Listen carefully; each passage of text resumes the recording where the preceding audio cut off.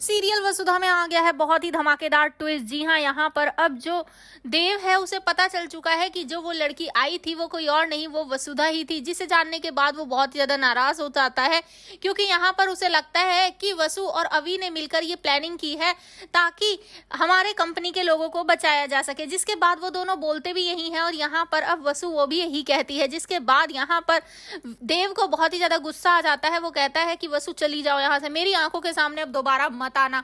यहाँ पर वसुधा कहती है कि ठीक है, अगर आप यही चाहते हैं तो मैं हमेशा के लिए चली जाऊंगी, लेकिन आप खुश रहिएगा। उसके बाद वो अपना सामान पैक करके जाने वाली है। जी हाँ, क्या देव उसे रोकेगा? जी हाँ, जरूर रोकेगा, लेकिन कैसे चलिए बताते। लेकिन हाँ, अगर अभी तक आपने हमारे चैनल को सब्सक्राइब नहीं किया है तो जल्दी से कर लीजिए।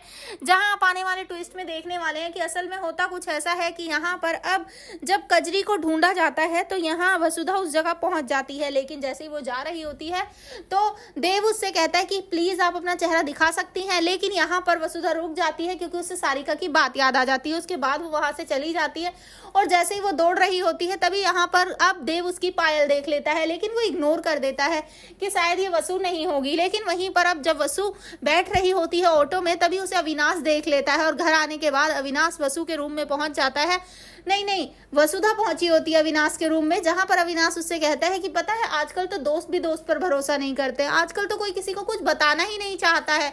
जहां वो बता देता है कि मैंने तुम्हें ऑटो में बैठते हुए देख लिया था और मुझे पता है कि वो लड़की जो आखिरी में आई थी वो तुम थी। जिसके बाद वसुधा पहले तो बात टालने की कोशिश करती है, लेकिन जब नहीं टाल पाती तो वो बता देती है और ये सारी बातें सुन लेता है।